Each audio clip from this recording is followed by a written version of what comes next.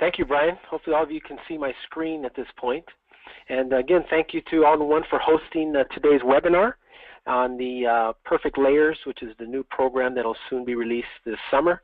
And as Brian mentioned, you can go to their website at ononesoftware.com and download the trial.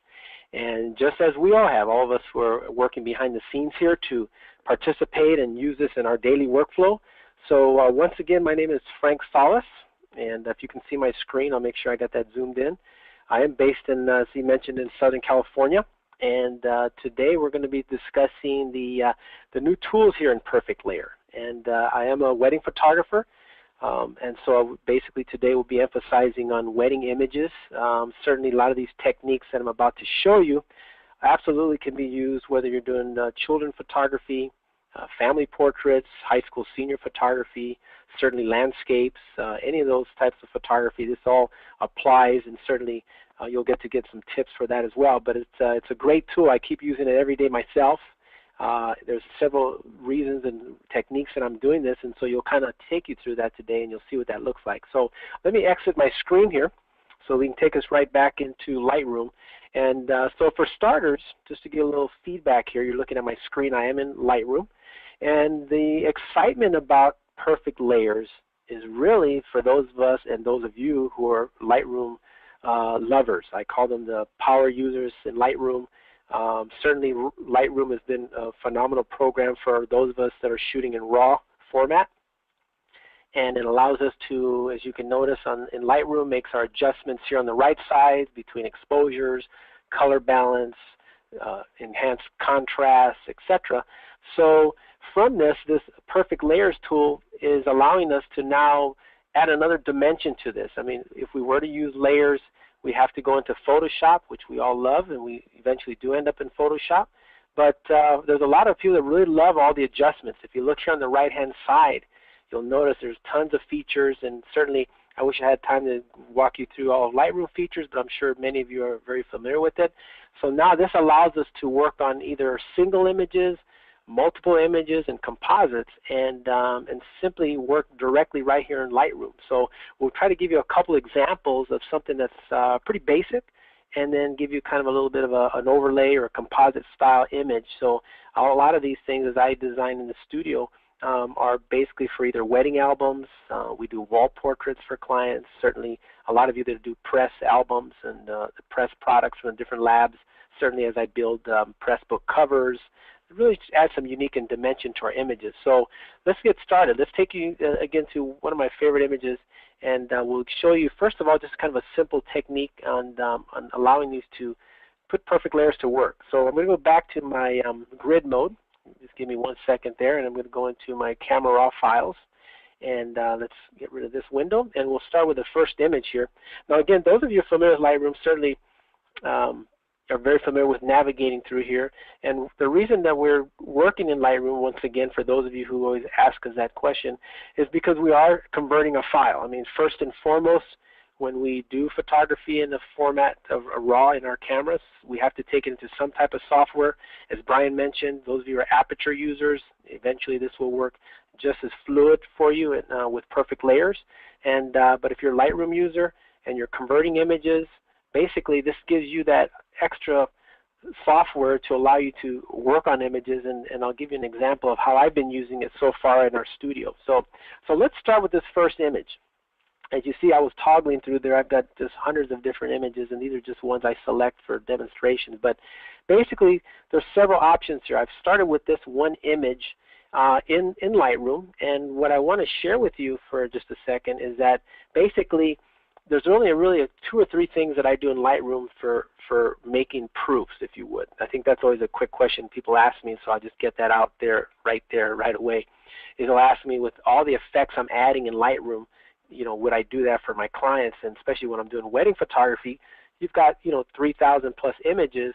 So my quick answer to that is, this is the raw file, and I'm going to give this to my client as just a proof. They'll look at maybe 2,000 plus photos. Then really all I'm doing is a couple things. Is I'm setting up the color temperature in Lightroom.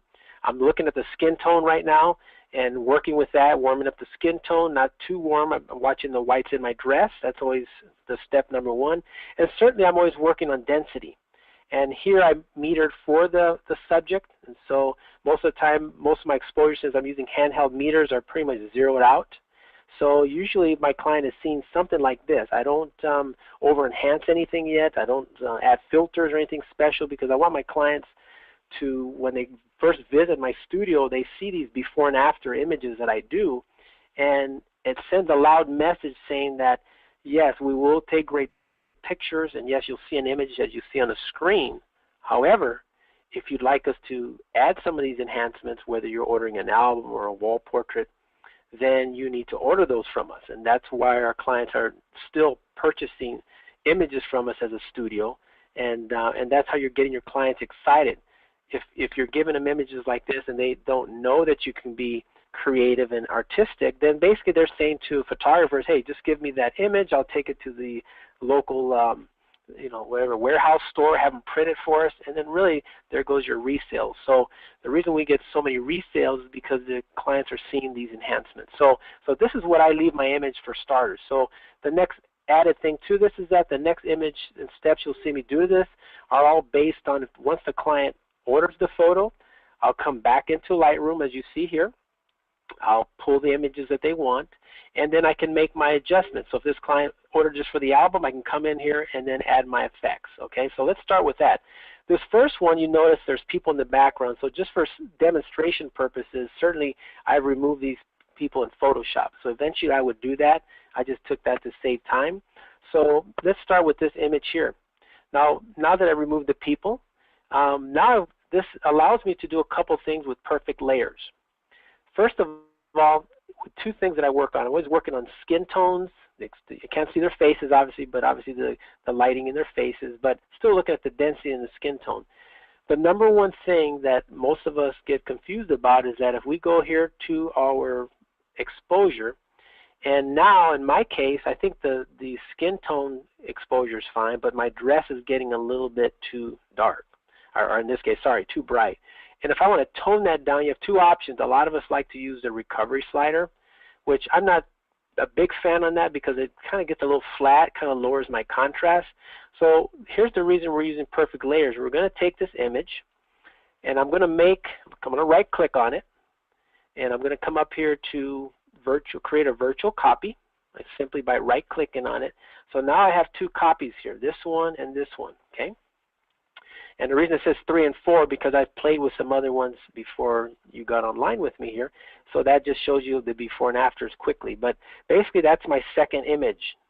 So first image is as is, and you can see second image. Now I want to darken this dress a little bit. So if you were a Photoshop user, basically you would try to create some of these effects with our brushes, etc. But a lot of times I want to be a little bit more precise. So if this case I want to bring down the exposure, first of all, in the dress, I may tone that down like this. Just give it a little bit more. Now notice what's happening to the sky now. Now I've ended up not only darkening the dress where I want it, but now I've got the sky. Okay, so that would be step number 2. Now I'm going to make another copy of this. I'm going to create another virtual copy by right-clicking on it, and you're going to make now a third copy, even though it says 4 out of 5, because I've had some extra ones there. Now in this third copy is now same thing. I will look at the sky, and maybe I'll darken that sky like this. And if I want to, I'm just looking at the sky.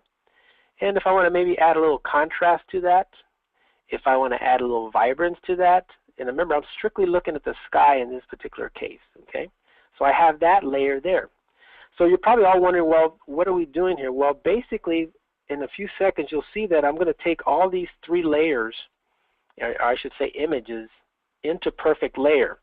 And with the new tools that are allotted to me, this allows me to do some adjustments separately, and I can paint in the certain areas, whether it's the sky. In this case, number 2, I went for the dress. I usually like to darken the dress a little bit. Even if I come back here again, and if I want to increase or lower contrast, I can do that. Okay, I can do any of these effects in Lightroom. Normally the bottom sections, you certainly can add any of these to any of these images, but for me I'm kind of just working on certain areas. Again, number 2, this is the one for the dress. Number 3, I'm back over here for the sky. Okay, so let me show you how this works. This is a very easy step of adding your effects, adding colors to background. Now you obviously notice on number 3 when I really added the color, it kind of got rid of my skin tone that was looking so kind of more natural. But let's show you the example of how this has been exciting for me now that I've made multiple adjustments. Another quick thing before I get us into perfect layers, I just basically selected this one, hold down the Shift key and clicked on this, and now I've selected all those 3 layers that I just worked on. Here's another major question that I get all the time is that, yeah, Frank, we could probably do this in obviously Lightroom as much as we can. We could probably do this in Photoshop. Well, the purpose of this workflow is that, as I mentioned earlier, I like to photograph in RAW format, and I want to do as much enhancements, as much effects on my RAW image. Certainly it'll never affect the original RAW file, but I'd rather work on that than a compressed JPEG file. We don't want to have any deterioration in the file. This is a very non-destructive, and if I can click back here for a second, if you ever notice, if you took a JPEG into Photoshop and really cranked down the colors or cranked them up, darken the sky, you would start seeing banding in the file itself, some artifacting in there. Really see some really ugly stuff happening in the sky. It builds up noise. So because I'm working in RAW format on a RAW file, you'll see very little of that. And the other beauty that with Lightroom 3 is because even if I do build a tiny bit of noise, but since I'm working that, and then obviously I still have the option of working with a noise reduction. So once again, if I really have heavy noise because it's a really underexposed file, I can make a fourth layer here underneath, or fourth virtual copy, and add a noise reduction. So there's a lot of effects that, and this is what's so powerful, is I'm applying all these very non-destructive to this raw file. So it's sky's the limit as to how many effects you want to add.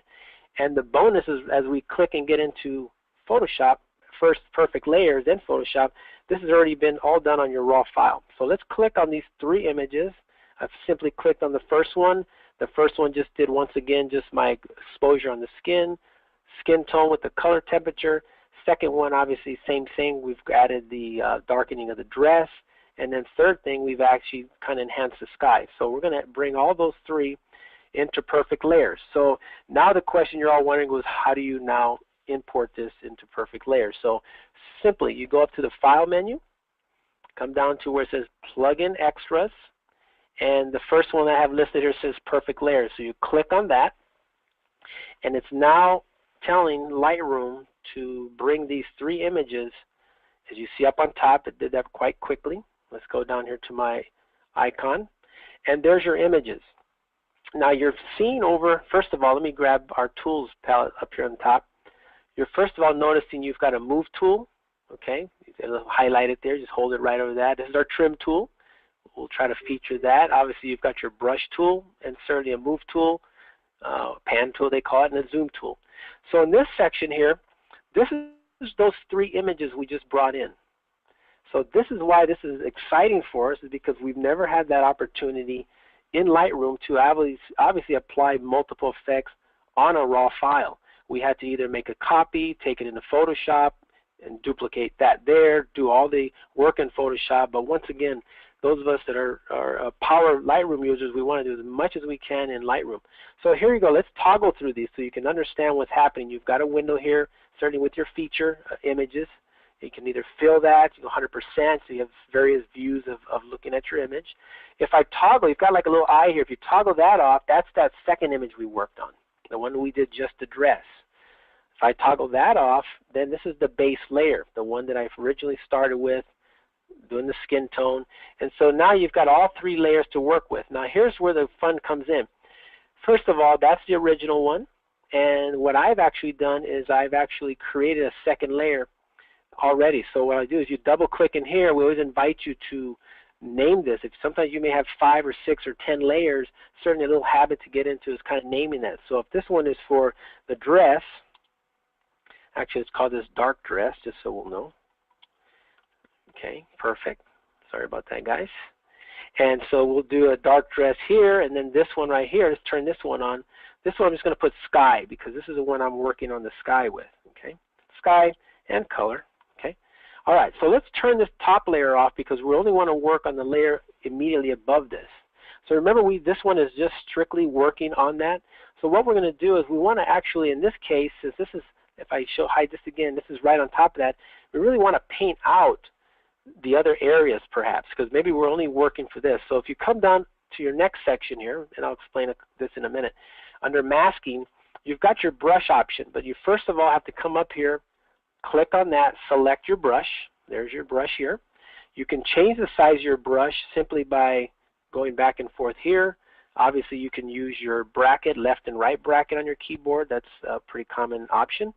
And obviously we all have another section of feathering, as most of the for you using brushes know there's feathering options, and the opacity is also there. So we can work on the opacity at any level. Now the other key thing here is, are we painting in the effect? I think at this point, since this effect applies to the whole image, we want to actually paint out certain areas. So if you notice here, in fact I'm going to go to 100% so you can see this vividly. Let's say I didn't need the sky so dark in this particular photo. Okay, let's say I didn't need it. I'm just looking for the dress on this one. If those of you remember what I was doing here, I said, you know what, I just needed the dress to be darker, because there will be a case where maybe you don't need the whole area to be darker. Okay, so I'm just doing this step by step. Now again, forgive me for kind of being a little sloppy here. I'm doing it a little bit quickly, just to kind of go around this. I use a Wacom tablet, and that allows me to kind of zoom into this and kind of go really neat, especially with an image like this. When you've got an extreme background, you want to make sure that, we're just doing just the dress here. And you can see where I just went over that. I'm going to come back. You just come back to your masking palette here. Let's show you that for a second. And just obviously hit paint in. So if you want to come back, you made a mistake, you can kind of fine tune that. So this is something you would take your time. Okay, a lot of times that's what I'll do, is I'll come back and forth. If something is too extreme like that for me, I can come back, same thing, and maybe come in and say, you know what, maybe at 50%.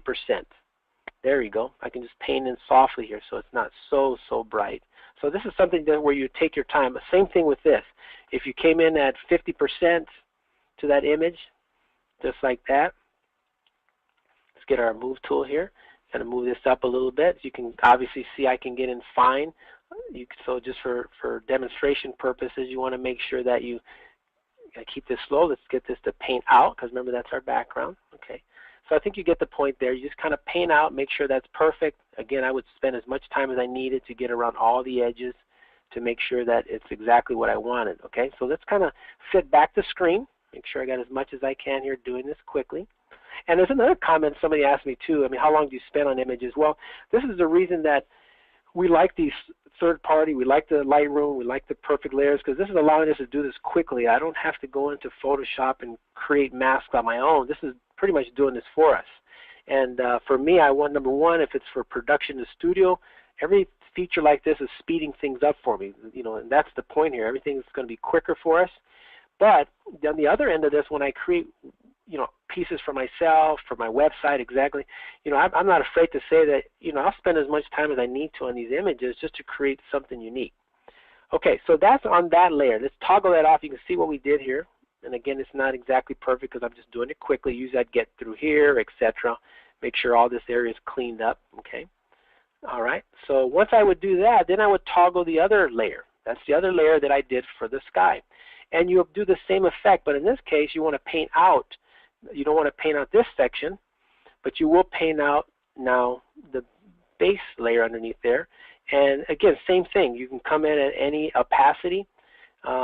Certainly, I always try to start myself. I'm always trying to start at maybe a lower. I try not to be at exactly 100%, just so you can kind of slowly blend it in.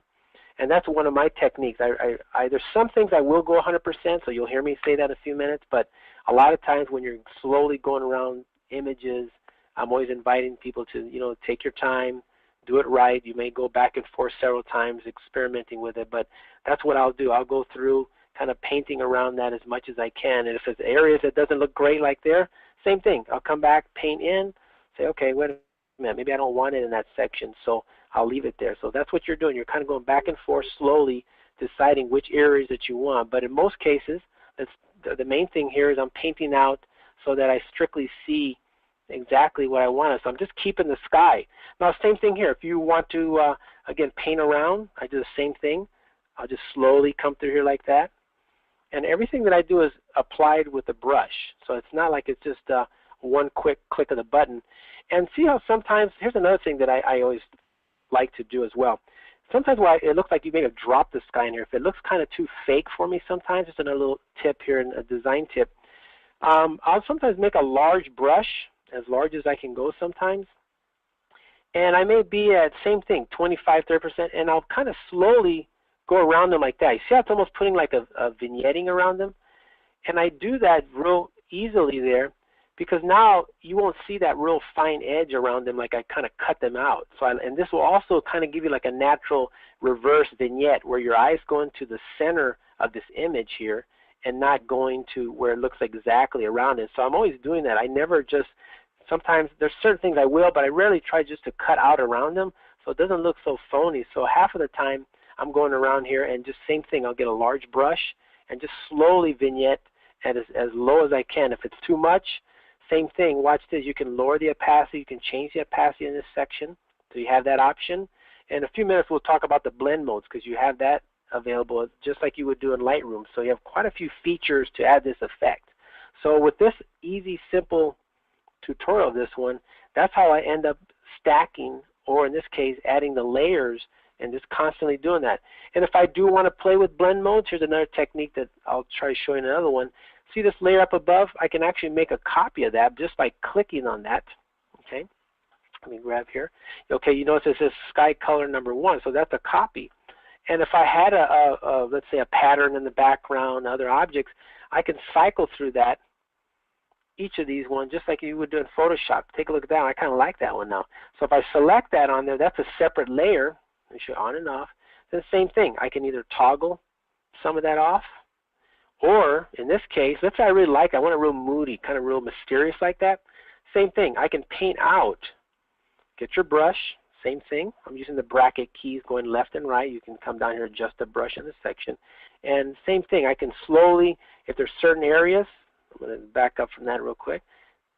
If there's certain areas I want to clean up, then I'll do the same thing. I'll just kind of slowly play. I'm just clicking here. And I can slowly, same thing. I can go around here, do the same effect. A lot of times I'll just do kind of, I'll feather really heavy.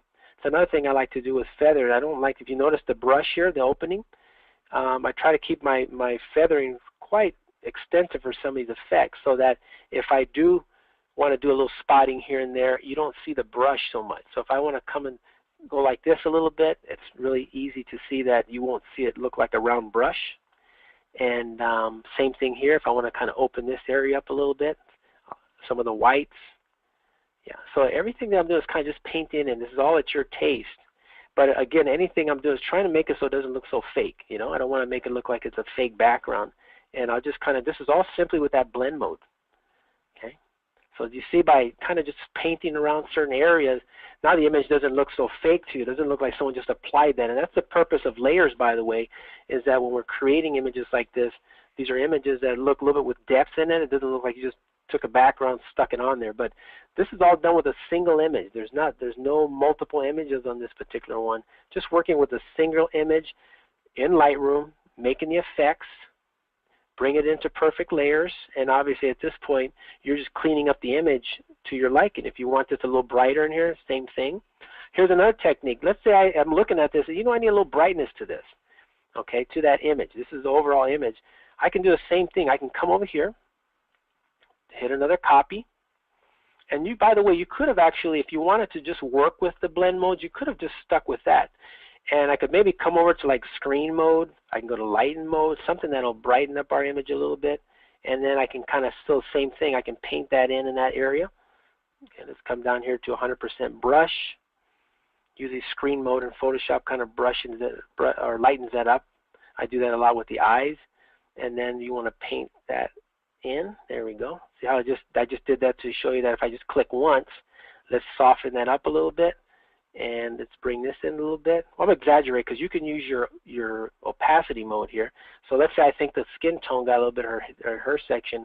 See, I can still come back in here if you think, whoops, I made a mistake, and you can make your change right here. And if you think that's still too bright, okay, you can do the same thing. You can lower the opacity, and there you go. So there's very versatile.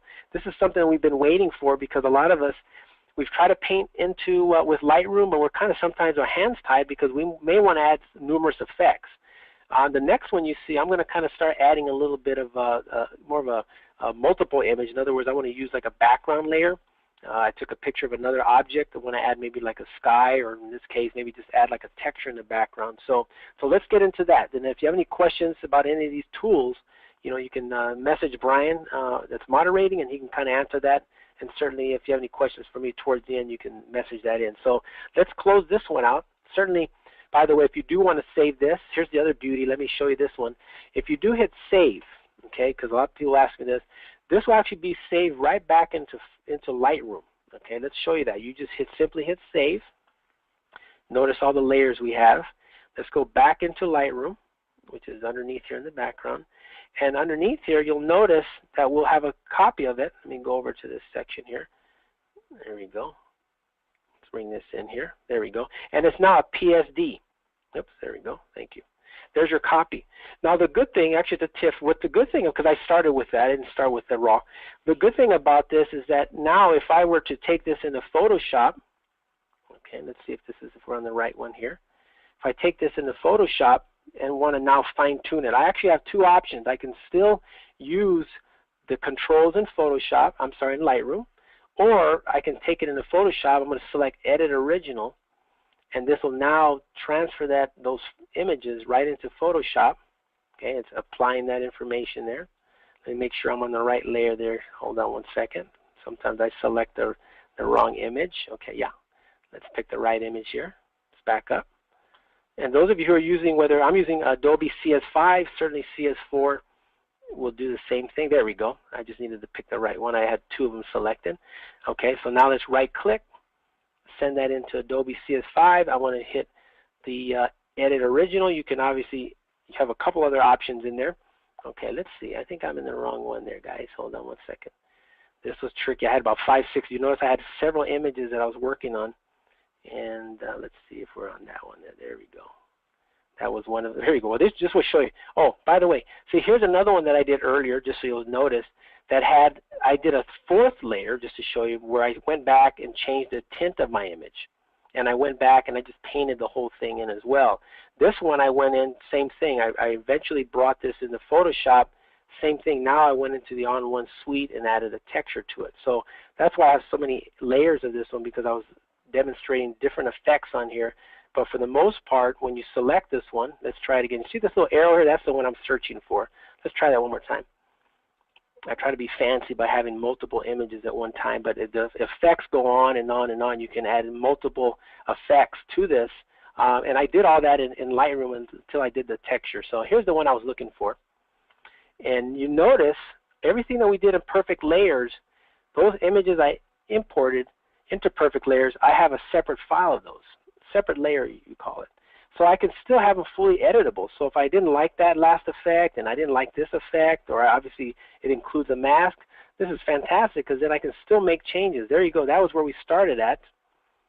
And so it's still fully editable. And so those of you who want to come in and fine tune it, change the opacity, remember it even remembers your blend options on there. So if you said maybe I'd rather change that, you still have that option. So it's very flexible.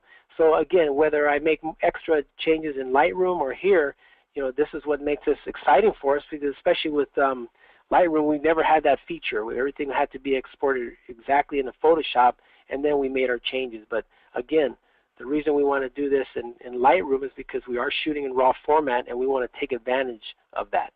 Okay, so let's bring another image for you. Okay, don't save. Let's bring another. Let's go back into Lightroom. And let's show you how we do the same effect if we were working on a couple images together. Okay, let's show you that same effect. Let's go over to, I did one here, I've got several here, but let me grab one for us here. I have plenty to choose from. As all of you can see there, I have plenty of time to do all this. So I'm going to look for a background. This is where I was at the same location of this wedding image I'm going to bring in. This is one of the paintings on the wall. I like the tones, these are the colors, so I took a picture of it. And then what I did was, let's go grab the image, which of course happens to be down here. Let's grab that image right here, just like this. Okay, let's select this one here. I'm going to click on that. I click the Control or Command key. And same thing, I'm going to do exactly what we did earlier. I'm going to right click on this image. Actually, sorry, not yet.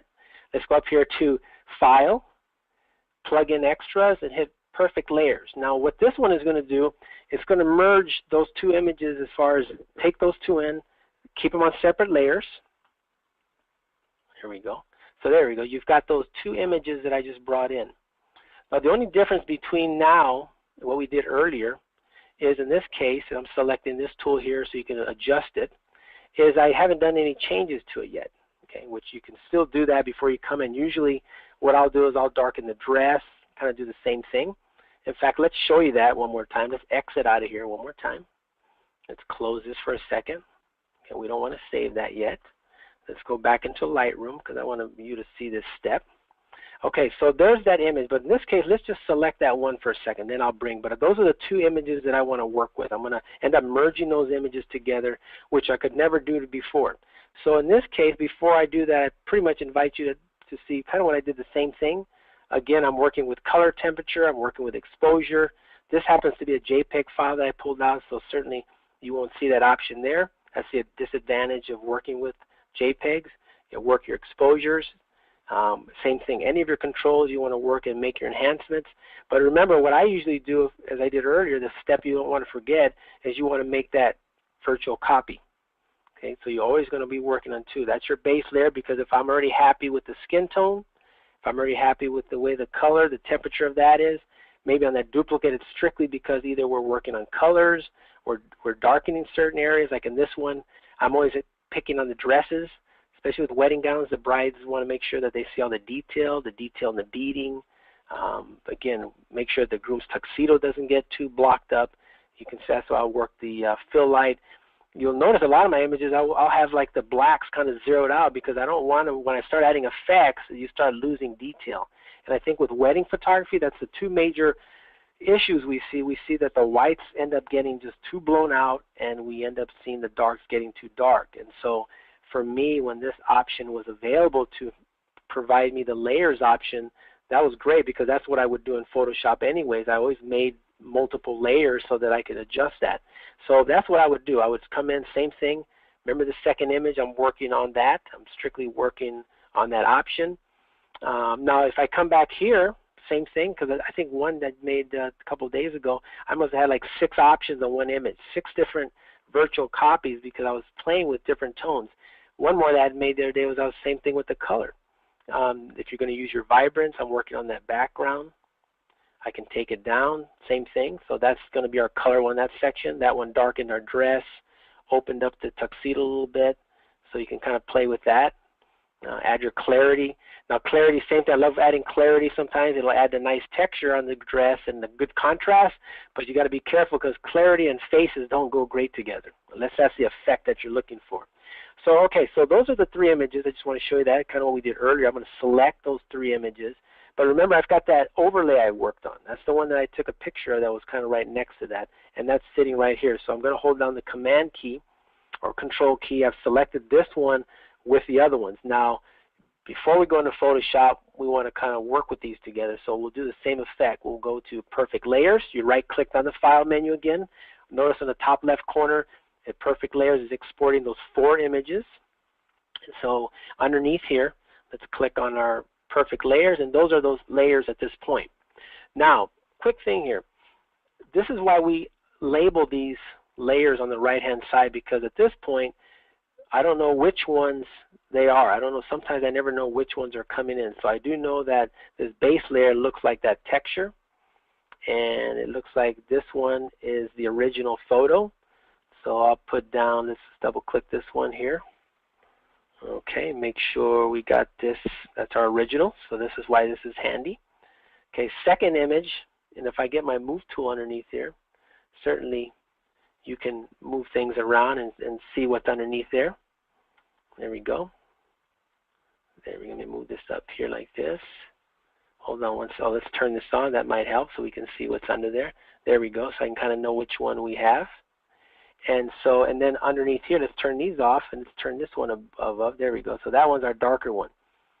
So this is the reason they made this, so that you don't get lost. Because sometimes, again, I had the other day 7 or 8 layers and I had no idea which I was on. and I thought maybe I could figure it out myself, but I think luckily if you kind of create that habit, and then once again I'm making sure I'm on the right layer. Okay, select that one. That turns, you see how that's the bright one underneath there? Okay, so kind of know which ones they are. And then lastly, here's the other bonus thing, is I can move these around. So if the original is here and this is the darker one, if I move this up on top, see that looks like that one's the brighter one. That's why I move that down there. Let's move this, we'll click on this, move this here. Let's move it up on top so you can kind of see that's your darker one. And if I move this here just so you can see, that looks like the lighter one. I think I may have switched it here. Let's get the original up on top. That's your lighter one. So see, you can move these around. So if you kind of get lost as you go through the shuffle. Now lastly, this one here is our texture. Usually the texture ones, actually here we go, sorry, that's your texture. Usually that's the one I'm going to overlay. I'm going to want that on top. So I'm going to put that at the very top, and I'm going to turn that off because it's going to come back to me in a few minutes. So let's work on this darker one. Same effect applies. I'm going to grab my brush tool. And remember here, I only wanted to keep just the dark area. I don't want the light area. So I will do the same thing. I will paint out the rest of the area. Again, start out slowly with your brush. And I'm going to take out the area that I don't want. If I don't want his faces to be dark, I only wanted the dress to be dark, then I'm going to come through and play with this section here. So very easy to do. I mean, you can spend lots of time building these. But once again, what I'm doing here is just taking these layers and applying each of these separately. Okay, just keep building as you go here like that. Just take all that out. And the same thing, if you want to vary your opacity, I'll do the same thing. I'll just come back and forth, kind of work that in there. There you go. So now this one was strictly just to get the dress to go. Okay, keep that there. Okay, and I can go back and forth. Just kind of did that a little quickly there. And once again, if you kind of bled over a little bit too much, do the same thing. Just paint in, just like that. And I know that sometimes it seems like it's a lot of work, but it's really pretty easy. And a lot of these effects, I think I spoke about this yesterday during one of my other webinars. We talked about enhancing images. Is, you know, before I even start with this, I kind of just, you know, kind of look at the image and say, do I want to darken areas? Do I want to lighten areas? It's almost like traditional darkroom work. Do I want to enhance colors? Do I want to turn things black and white? So a lot of people will ask me those questions too. Well, how do you know what areas to work on? So, you know, I kind of analyze the image before I bring it in, before I decide what I'm doing. And if it's something that I don't like even afterwards, I can delete it. Right here's a little section. I can delete that layer altogether. Okay. And then now if I'm done there, I've got these two layers to work with. One was working, this one here, looks like that one was the original, and then this one's my color. Underneath here is the original. This one should have been labeled color, because that's the one that we added the colorful background. So once I'm selected on this layer, I want to actually paint out. I don't want this, since I added a vibrance to the whole image, I don't want her skin tone. Same thing applies. I'll come in here and remove certain areas here. I want to paint out that. You notice if I come right here, you'll see it right there, right? It's starting to paint out. So I always do this if you're, especially a wedding photographer, I'm always cleaning up the dress. I don't want any colors on there. Sometimes I'm really pumping up some of the colors so vibrant, anything that's even on the tuxedos, the whites here, I'm always removing that. You know, sometimes you won't notice that, but since I make a lot of albums and I make a lot of wall portraits, later on I'll look the enlargement, finally print it out. I know a lot of us keep things right on the computer, and if you're staring at the computer for so long, everything just kind of blends together. So when I actually export and then finally send it to print, you know, I'll notice like the arm here was over a little bit too red. So I'm always watching skin tones. If any of you are really working with the vibrance or saturation tools, you may want, definitely first thing you're doing is watching the whites and you're watching skin tones, because there's been several times that I'll create an image like this. I'll actually go through all my work and get it ready for the lab. They'll print it for me, and then when it comes back, I'll forget maybe to have subtracted the vibrance or saturation from the hands. The background looked great, but I forgot to do the vibrance and remove some of that, and then the hands like on fire, just so red. So you really have to be careful and take your time and go through here. Okay. So then now we've got our dark layer. We saw that I edited that earlier. If I think that's too dark, I have the option of working with that. Okay. Now, if you want to merge images together, now, you know, in wedding photography, we don't really do too many multiple images. I mean, on one of my first demonstrations, we were either bringing in the skies. I brought in some other birds in the background. So a lot of times we'll play with that. But if you want to keep it elegant. Sometimes I'll just work with certain backgrounds like this one. This is one that I was taking and walking around this wedding, and I was painting right on the wall, and so I just took a picture of it because I like the warm tones on it. So now that I've done it, I've brought this in, and remember we talked about the blending modes? So here's where this same thing that we do in Photoshop now allows me to cycle through there, okay? So let me do something before I do this. Underneath here, remember we have these layers together, all these layers together. I'm going to toggle this one off. Okay, toggle that off. Now, what you should do before you start like I did, select this one here. There we go. Thank you. There we go.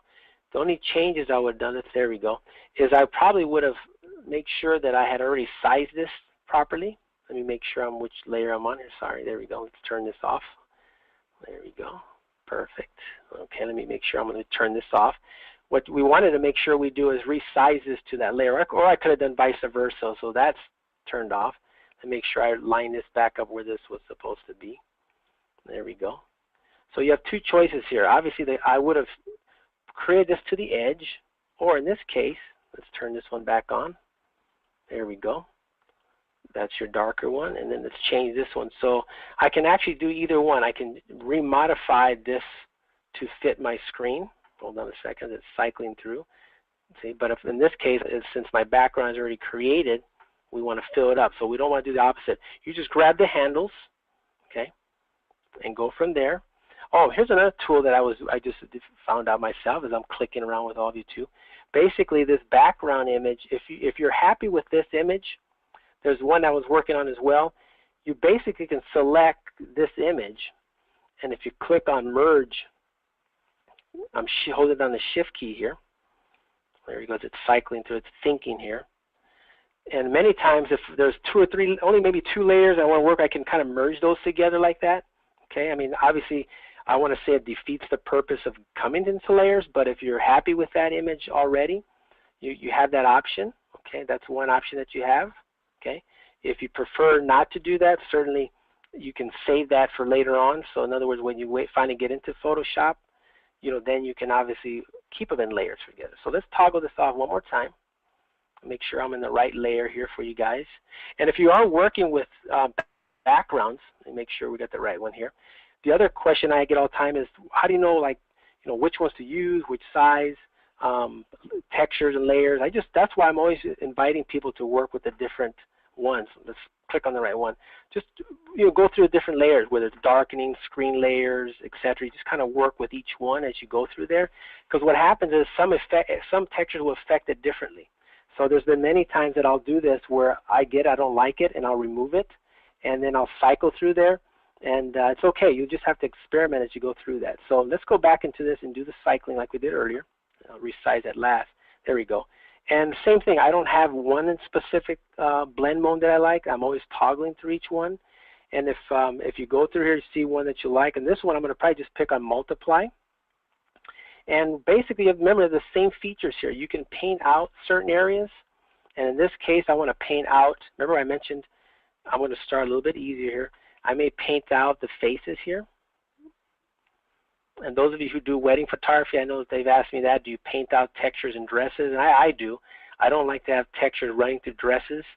And I know that's all kind of preference there, is whether or not if you prefer to do leave a little bit of texture on here. Just doing it like that. Here we go. Let's take that through here. And I'll just keep going until I remove that. Again, you can change the opacity as you go. And then the last technique, let me get rid of this. The last technique that I do with this on any of my textures, and I just went over that, but we'll paint that in a second, is doing the large brush. So as I go through and take it off the skin, off the hair, off the dress, okay, do all that fun stuff. And again, I'm just kind of doing that quickly there, so bear with me. You notice I've got a border here because all I have to do is drag the image to that, and I should have probably done that first, but to make it go quick here, I'll leave this image for here. But normally, if the file behind it is probably a lot larger, so it comes in a little larger than the original image, and then I'll usually resize it before I start. Okay, I'll bring this image to the corners by grabbing the handles, but for sake of making this quicker, I'll just do it as it is. So that's why you have that. And once again, if I made a mistake in that area with my Wacom brush, same thing. I will go very closely, shrink the brush, and then go through there. But here's that technique I wanted to recommend earlier same thing that I'll usually do. You notice how the texture I know around his neck, I kind of went spilled over here as I'm taking out. But the technique that I do a lot is same thing. I'll lower the opacity down to about 20%, 50%, less than 50%, but definitely build it up from 10, 20%. And I'll go right, now this one is painting in, so we want to paint out the texture that's on top. And I'll just lightly glow around. You see what I'm just doing there, real lightly? Even though, and sometimes it'll just be 10%. And the reason I do that is a couple reasons. One, because again, I don't want it to look like it's coming out of their head, and it kind of creates this natural vignette. Do you see that? So it's not so, it's not so like it's been cut out or they paste it or you drop them in there. Just kind of set up just like that. And again, being on the same layer, if I want to lower the thing, it's too much for me, I can reduce the opacity of it. So you have that option as well. Okay. But I just slowly like to do that. Just very nice. Again, look, I'm down to about 21%. And then as I go around the rest of the image, same thing. If you see areas you want to take out, slowly blend in, you can do that. But now, instead of having it so abrupt, you actually have it so it just kind of blends in real softly like that. So I'm always inviting you to do that, again, whether it's images of adding what I just did, a texture, a layout. Again, the demonstration, if you go to the onOne University, we did one on Tuesday that shows that I'm adding the same effect. I added some birds to this ocean scene that looked great. But there you go. It's a great tool for me right now because, once again, I love using Lightroom. I want to do most of my adjustments in Lightroom. When I do eventually make it into Photoshop, I really don't have to do too much other than cropping for the final output. But in most cases, this gives for me and any of you that are just diehard Lightroom users, you're like, this is awesome because we can add a little bit more effects to our images. And you can see I'm not even in Photoshop yet. So these are the effects that I get immediately from that. And then once again, when I hit save, this will actually bring this back into Lightroom for me. And there you go. If you wanted to change the coloring overall, if you wanted to add a little more sharpness, clarity, etc., you can still add those effects into Lightroom. So, and then from Lightroom, I guess I'll show you that last step.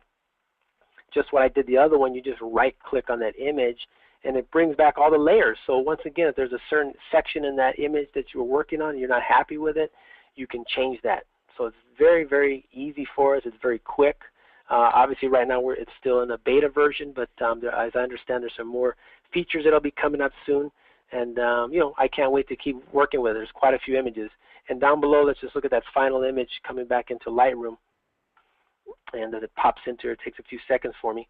But like we did with the other one, all we have to do is right-click on that image, and from that it'll bring it in. But let me see if I have that one image. This is the one. Well, that's the one we did yesterday. Let me show you guys the other one here for those of you that weren't here on, let's say on Tuesday. I'll just show you that one image here of I've got a composite of that. Here we go. So you can see the same thing that was done in perfect layers. There we go. Same thing. The only difference is, let me bring this other one in. This will show you the third photo. Here we go. This is where we added these two images together, so you can see what we did on Tuesday's demonstration, where I took this other image here. This is the original, did my darkening, did my sharpening, whatever features I did on this one, contrast, and merged these images together. And then this one, the only feature that we hadn't added, and this fact is we took this back into, maybe we have a couple seconds here to do that for you. Let me close out. We brought this image back into Photoshop. Let's see if we can find this one back here again. There we go. We brought this image back into Photoshop. Let's go back this way. Hold on one second. I'm going to work on this one we did. Here we go. Perfect. I'm going to bring this one in for a second. So here's the other option. The last final step that we did on the one you just saw is I right-clicked on that image, and now I edit that back into Photoshop. Let's bring that in for one more thing. Now, for those of you who are using the onOne suite, eventually this will be docked, as I understand, in the suite, inside the panel in Photoshop. And so you eventually, as you're working on this, you have all your tools. And yesterday I was working in Photo Frame and Photo Tools. Those of you who have downloaded the trial, you'll see that this is the whole onOne suite. And yesterday we were working with Photo Tools and Photo Frames. Photo tools is kind of your actions of adding certain effects. Photo frame allows as the backgrounds and textures that you see that we're kind of working with today. So what I do, one quick thing before I do the last step, you notice here these are in layers. So my little personal workflow, as I mentioned on my webinar yesterday, is I'll save this as is right now and out into the client's folder as a PSD. Because if I want to keep going to the next level, I won't just make one image. Sometimes I'll have 3 or 4 different versions of the same image. So this image, I'd leave this one alone. Save it as a PSD, and I'm done. So once I would save this, before I save it, I would do this. I would hit duplicate. Okay, this is my copy. And this one I would save. Okay, so we know we're saving that, and here's my duplicate now. So because I'm in my mind, I'm starting over again. I'm not going to edit anymore. I'm going to flatten this image by clicking here, flatten image. I'm going to drag down to the bottom here. I'm going to drag and either hit Control J to duplicate layer, or come down and drag it to this icon. And now the last stage is if I want to add some effects on here, which I did in the photo frame, I'm going to double click here. And as I mentioned earlier, you know, you'll eventually see perfect layers sitting in here, so we can obviously have that option. But if not, these other tools, we're going directly to this. And here in photo frame, you have just hundreds of library images for us, whether it's backgrounds, adornments, grunge effects. So if you haven't seen this, this will blow you away. There's lots of options in here. So in this case, yesterday I added kind of more like a paper effect. And again, I invite you, if you are downloading this, to just take a look and look at all the different effects. It's as simple as this. You select that there, you come down here, you hit add frame, and there you go. Instantly is added this on top. I'm able to, once again, has blend modes in photo frame, so I can cycle through here as well. If I want it a little softer, click on there. This one I left this on normal because if I don't make changes here, whether I blur the effect, add noise to the effect, I can hit apply. And what it's going to do is it's going to tell Photoshop to size that texture to fit the size of my image, and it'll come in on its separate layer. So I don't have to worry about resizing my texture. It's already done for me. And there you go. It comes in on its own layer.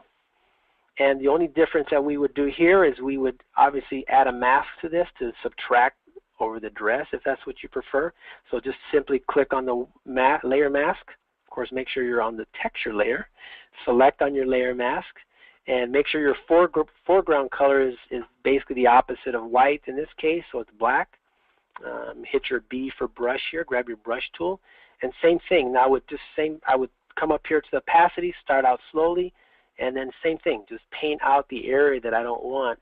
And again, I'm just doing this real quick here, but you can paint out, same as we did earlier. Everything that I do, I'm painting in. I rarely do things that's a global effect, and that's what makes layers and perfect layers the best thing that we could do for Lightroom, is because a lot of us want to paint in certain areas. I think a lot of us get discouraged when you buy third-party actions, or you're trying to even effects that you purchase that you click it once and you go, wow, that just blew that out, or that made that too contrasty. So I already have a game plan before I get into these images, and finally it allows me to paint in, and then when I do get into Photoshop, I can launch perhaps my onOne suite. I can add a frame to it. I can add more effects to it. If I want to add a little focal point blurriness to the bottom of that, those of you who haven't seen that, you can go to their website and use that and download and test that. But it's on its separate layer, so once again you can adjust opacities, you can subtract. So as you can see, any of my images, I keep building and building on images, and just keep playing with it. That's pretty much the last comment I like to say, is that a lot of these things, it's not like we just overnight get up and decide that's what I want to do. You'll see here that one thing, I'll look at this one, and next thing you know, I'm adding these separate effects to it. But I'll build on it. Each of them that I'm working on, I'm building on it. I'm working on the faces first, enhancing, colorizing, and then later on maybe adding some darkening, maybe adding some textures to it. And again, there'll be some that'll be in different levels, from just the easy one, darkening, adding effects, and this is all done in photo frames and using photo tools. So lots of going. Again, if you're doing portraits, same thing. This is the portrait that the client sees, and once we go in and do our effects on it, and that's what the client knows that's what you can do, and that's what it's all about. So if you have any questions, you can certainly message Brian And I know this is all new with Perfect Layers. We're all playing with it ourselves and experimenting and getting some great results. And I welcome all of you to download it and play with it, especially if you're a Lightroom user. And certainly, I think, Brian, if any of you are Aperture users, Brian can answer your questions on how to get that to work momentarily for that. But once again, thank you all of you for listening. And I believe this will be recorded up on the onOne University on iTunes. So if you want to kind of preview this again. And again, lastly, if you want to see more of my photography, you can go to franksalas.com. And again, thank you all for listening. And Brian, we'll send it back to you. Sounds good. Thank you very much, Frank. Everyone, actually, the positive feedback is coming through now. Stu's asking a question: how can you mess up a veil in Perfect Layers?